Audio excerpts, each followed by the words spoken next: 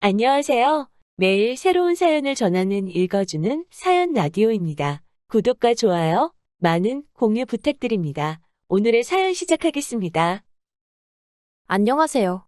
모진 시집살이와 허수아비나 다름없는 남편 때문에 이혼을 결심한 30대 여성입니다. 남편이 이제껏 잘 참고 살다가 왜 그러냐고.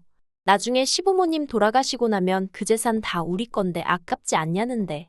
이렇게 살다간 시부모님 돌아가시기 전에 내가 먼저 죽게 생겼다 했습니다. 그리고 그 재산, 맨날 입으로만 땅이 얼마고 아파트가 얼마고. 솔직히 믿음도 안 가요. 그렇게 팔기만 하면 다 돈인데 어째서 매번 아들 며느리 주머니 털어갈궁리만 하시는 건지. 아무튼 그동안의 세월을 모두 쓰자면 너무 길어질 것 같지만 그래도 한번 적어보겠습니다.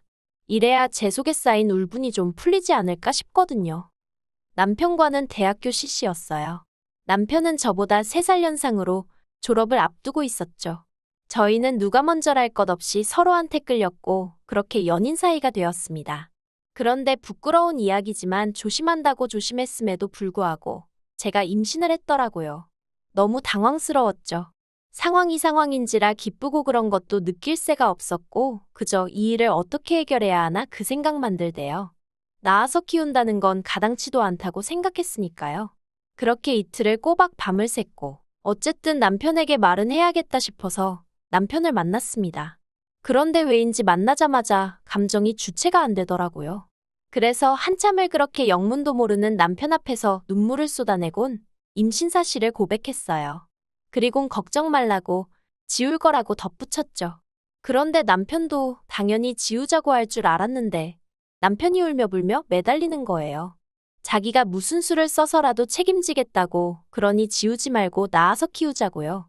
그리고 그런 남편을 보니 굳게 먹었던 제 마음이 흔들리대요. 이 사람을 믿고 한번 따라가 볼까 싶었달까요. 사실 저는 배경이 좋지 않아요. 더 정확히 말하자면 가정환경이 불우했다고 해야겠네요. 제 이야기를 조금만 해보자면 저희 친정부모님은 제가 중학생일 때 이혼을 하셨고 이후로 저는 친정어머니와 지내기 시작했어요. 그리고 솔직히 친정어머니와 지내는 건 쉬운 일이 아니었습니다.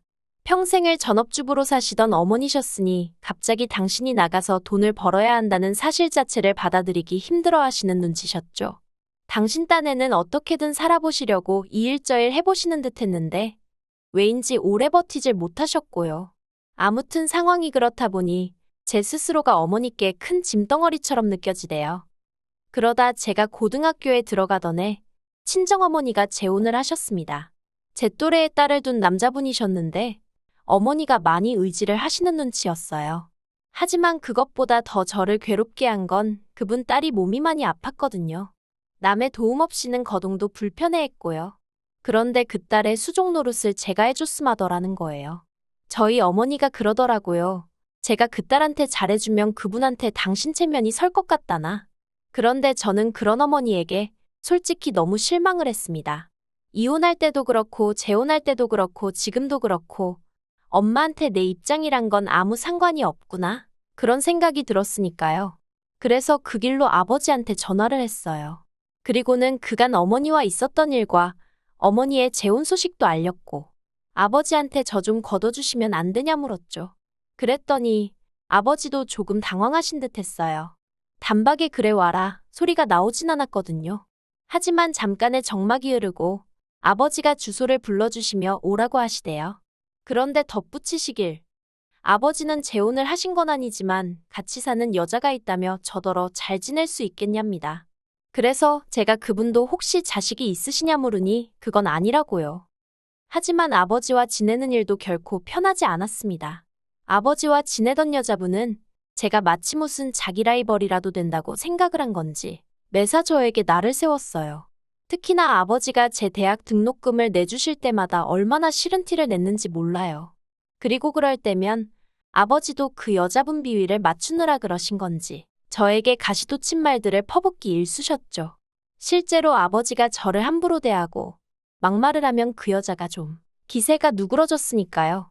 그런데 그런 와중에 지금의 남편을 만나서 연애를 하게 되었고 애까지 가졌으니 어디 상의할 곳도 마땅치 않았고 그래서 그냥 지워야겠다는 결론에 도달했던 거예요. 그런데 남편이 자기만 믿고 따라오라 하니? 솔직히 제 인생에서 부모조차 그런 말을 해준 적이 없었으니 그런 남편이 얼마나 고맙고 듬직했는지 몰라요. 아무튼 그래서 남편과 결국 결혼을 약속했는데 제 예상보다 시부모님의 반대는 크지 않았어요. 다만 시댁에서는 저희가 사고쳐서 하는 결혼이니 한 푼도 못 보태주신다 하대요. 남편은 직장을 구하기 전이었으니 돈이 없었고요. 저도 마찬가지였죠. 그래서 어쩔 수 없이 시댁에 들어가 살기 시작했습니다. 그리고 시댁에 사는 동안 겪었던 크고 작은 서러운 이야기들을 해보자면 정말 석 달하고도 열흘은 밤을 꼬박 새워야 할 거예요. 하지만 당시에는 그마저도 감사하다고 생각했어요. 그래서 시부모님의 말도 안 되는 시집살이도 군소리 없이 참아냈고 남편 밑으로 있는 두 동생의 온갖 유세도 인내하며 받아줬지요. 그리고 다행히 제가 애를 낳고 얼마 안 되어 남편이 취직을 했어요.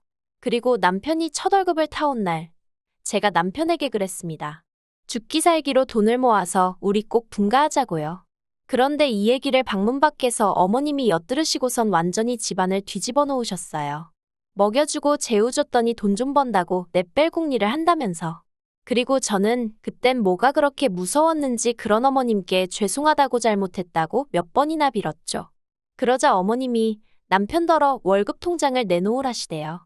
이제부터 당신이 관리를 해줄 거고 생활비는 저더러 탓쓰라면서요.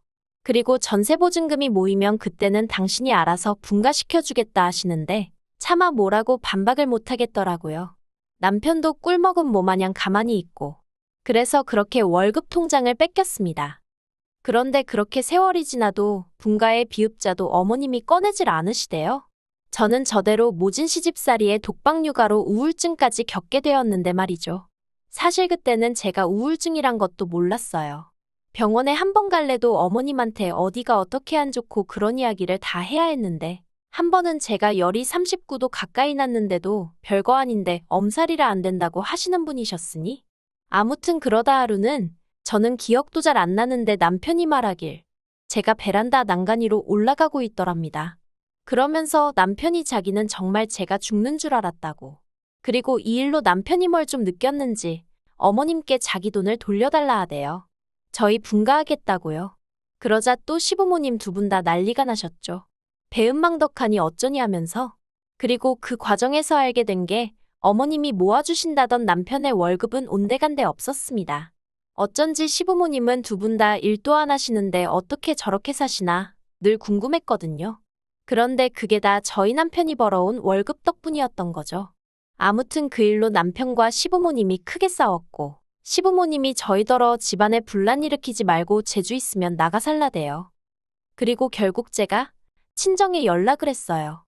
친정어머니한테 그간의 이야기를 하곤 얼마가 되던 좋으니 마지막이다 생각하고 돈 좀 빌려달라고요. 그랬더니 친정어머니가 저더러 왜 그러고 사냐면서 엉엉 우시대요.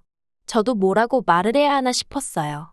엄마 탓이라고 원망이라도 해볼까? 그런데 그래봤자 달라지는 게 뭐가 있나 싶은 거예요. 그래서 그냥 저도 엉엉같이 울었습니다.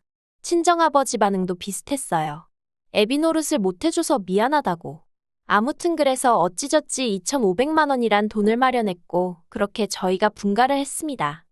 그런데 저희가 분가를 하고 나니까 그때부터 어머님이 매일같이 전화를 하셔서는 사람을 집요하게 괴롭히시대요. 니네만 잘 먹고 잘 살면 다냐면서. 가족들은 안중에도 없냐 별의별 억지를 쓰셨죠. 그리고는 급기야 남편이 받아오는 월급의 절반을 요구하셨어요. 당신들도 먹고 살아야 할 거 아니냐면서. 그리고 결혼도 안 한 동생들은 저렇게 내버려 둘 거냐. 그래서 제가 친정의 돈도 갚아야 하고 안 된다고 했거든요. 그랬더니 친정에서 너한테 해준 게 뭐가 있냐면서 막말로 너 배불러 오고 애 낳고 몸조리하고 그럴 때 네 옆에 네 애미가 있었냐 내가 있었냐. 솔직히 옆에 계셨던 분이 어머님이었던 건 사실이었죠. 다만 저를 위해 있어주신 게 아니셨지만요. 하지만 이런 이야기까진 안 했고 아무튼 월급의 절반씩이나 드릴 수는 없다고 했어요. 그리고 결국 달에 30만 원씩 드리는 걸로 합의를 봤는데 저더러 이기적인 X라고 하시대요. 하지만 그래도 분가 후에는 일이 좀 잘 풀려갔어요. 아이는 어린이집을 보내고 저도 그 사이에 아르바이트를 시작했거든요. 그랬더니 돈이 곧잘 모여서 애 유치원 들어갈 때쯤에는 그래도 남들 하는 거 흉내는 내고 살게 되대요. 게다가 어쨌든 신우랑 시동생 다 대학 졸업하고 자기 밥벌이까지 하게 되었으니 시댁에 들이던 생활비도 줄였죠. 물론 덕분에 한바탕 난리가 났었습니다. 이번엔 시부모님뿐만 아니라 신우까지 가세를 해서 아주 발악을 하더라고요. 저만 아니었으면 자기 오빠 훨씬 좋은 여자 만나서 더 잘 살았을 거고 그 여자가 자기 집에 엄청 잘했을 거라면서요.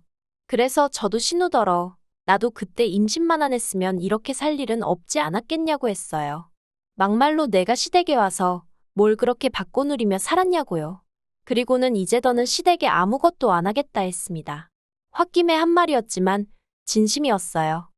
그리고 그 일로 시댁과 연을 끊다시피 하고 살았는데 사실 제 마음만 그랬지 남편은 남편대로 계속해서 저 몰래 시부모님께 용돈도 드리고 동생들도 챙기고 한 거 알아요. 알지만 큰 소리 내기 싫어서 말을 안 했을 뿐이죠. 그리고 그러던 와중 신우가 갑자기 언니 잘 지내냐 하면서 수작을 부리며 연락을 해왔습니다. 그리고 아니나 다를까 용건이 있더군요. 자기가 곧 시집을 가는데 남자 쪽에서 집을 해오니까 자기도 한 5천은 들고 가야 될 것 같다면서 저더러 오빠랑 상의해서 돈 좀 마련해달라나요? 아무래도 남편한테만 말해서 될 일이 아닌 것 같으니 나한테 연락을 한 거겠지 싶으면서 괘씸하고 한편으론 어림없다 싶었죠. 그런데 남편이 해주자는 거예요. 그거 안 해가면 평생 눈치 보고 살지 않겠냐면서.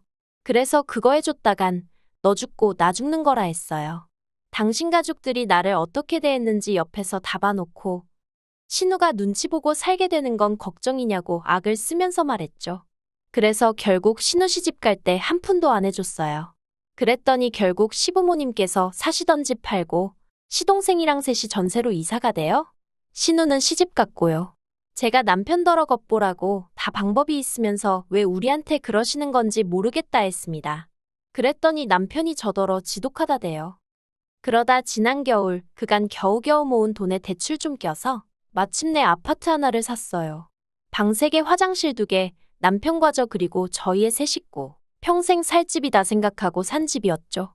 그런데 이 소식을 남편이 시부모님께 전했고 시부모님이 잘 됐다며 전세 계약 끝나는 대로 저희 집으로 들어와야겠다고 부탁도 아니고 통보를 해왔습니다. 제가 남편더러 말도 안 되는 소리 하지 말라고 했어요. 내가 미쳤다고 또 식모살이하게 생겼냐고 죽어도 같이 안 산다고 했죠. 그랬더니 남편이 하는 말이 공짜로 들어오신다는 것도 아니고 지금 사시는 집 보증금 빼서 우리 주신다는데 뭐가 그렇게 문제냐입니다. 그리고는 시부모님이 돈이 없어서 그런 게 아니라 물려받으신 땅도 있고 또 지방 어디에도 집이 있고 그래서 제가 그럼 그거 다 팔아서 궁궐 같은 집 짓고 사시면 되지. 왜 합가를 하자는 거냐 따졌죠. 그랬더니 남편이 한다는 말이 가관이에요. 그건 잘 뒀다가 저희 물려주려고 하시는 거라며 시부모님도 다 계획이 있으시다나요? 어이가 없어서 다 필요 없다 했습니다. 남편더러 시부모님 계획이 뭔지 나는 모르겠고 시부모님 재산도 하나 갖고 싶지도 않다. 그러니 사람 힘들게 하지 말라고요. 그런데 시부모님이 포기를 안 하시대요. 급기야 연락도 없이 쳐들어오듯 집에 오셔서는 저희 애를 뭐라고 구워 삶으셨는지 애까지 할머니 할아버지랑 같이 살고 싶다 그러는데 그래서 제가 애더러 그러면 오늘 할머니 할아버지 가실 때 따라가라고 했습니다. 그리고는 여행 가방에 애 짐을 싸기 시작했어요. 솔직히 진짜 보낼 생각은 없었고 생쇼나 마찬가지였죠. 그런데 시부모님은 제가 진짜로 애를 보내려는 줄 아셨나 봐요. 저더러 진짜 모질다면서 이래서 처음부터 마음이 안 들었다나 그러더니 저더러 나무가 아니라 숲을 봐야 한다면서 자기들한테 좀 잘 보이려고 해보래요. 그러면 자기들 죽고 나서 그 재산 다 어디로 가겠냐고요. 그래서 그 재산 실컷 쓰고 돌아가시라 했습니다. 살아서 자식 괴롭히지 마시고 그 돈으로 좋은 거 먹고 좋은 데 다니다 가시라고요. 그리고는 내 집에서 그만 나가달라 하니까 이게 왜 네 집이냐 내 아들 집이지 하고 나오시는데 그럼 그렇지 그 소리 왜 안 하시나 했어요.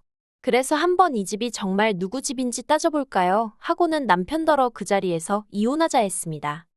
그리고 며칠 뒤 남편하고 밖에서 따로 만나서 대화를 나눴어요. 남편이 합가 얘기는 다신 안 꺼내겠다며 저더러 그만 시위하고 집으로 들어오라대요. 그래서 제가 당신 눈엔 이게 시위하는 걸로 보이냐? 나는 살려고 발악하는 거라고 했더니 남편도 한숨만 내쉬고 더는 뭐라 말을 안 하더군요. 그러더니 이제껏 참고 산 거 정말 아깝지 않냐? 조금만 더 참으면 다 우리 거다. 우리 거면 다 네 거나 마찬가지다. 그래서 저는 그런 남편에게 나 정말 미련이라곤 하나도 없다 했습니다. 그저 한 가지 부탁하고 싶은 건 당신이 조금이라도 나에게 미안한 마음이 있으면 아파트만큼은 제발 포기해달라 했죠. 그랬더니 생각해보겠다고 하대요. 그리고 결국 아파트는 제가 갖게 되었어요. 다만 남편이 애는 자기가 데려가겠다대요. 사실 이렇게 얘기하면 사람들이 저를 어찌 볼지 모르겠지만 아이까지 데려와서 잘 키울 자신이 없었거든요. 이혼하고 돈 없는 엄마랑 같이 사는 게 자식 입장에서 얼마나 눈치가 보이는 일인지 누구보다 제가 잘 아는데 차마 되물림할 수는 없잖아요. 그래서 남편이 애 데려가겠다는데 안 된다고를 못했어요. 오히려 조금은 다행이다 싶었죠. 솔직히 사이다우기 같은 건 없어요. 그저 제 마음이 편해졌다고 해야 할지. 아이랑 자주 연락하고 지내는데 다행히 아이가 저를 원망하는 것 같지도 않고요. 하지만 분명히 상처는 받았을 테니 엄마로서 평생 미안한 마음으로 살아야겠죠. 참 그리고 지금은 직장 생활에 열을 올리는 중입니다. 그동안에도 쉼없이 일을 해오긴 했는데 이번에는 지인의 소개로 제대로 된 직장에서 정규직으로 일하게 되었거든요. 처음으로 도망치듯 쫓기듯이 하는 일이 아니라 제가 하고 싶어 하는 일이라 그런지 매일매일 즐겁고 피곤한 줄도 모르겠어요. 비로소 숨통이 트인 기분이에요. 더는 이유 없이 욕먹고 눈치 봐가며 살지 않을 겁니다. 제 인생에서 저도 행복할 자격이 있으니까요. 긴 이야기 들어주셔서 감사합니다. 오늘의 사연은 여기까지입니다. 구독과 좋아요, 알람 설정해주시면 앞으로 더 좋은 사연으로 찾아오겠습니다. 감사합니다.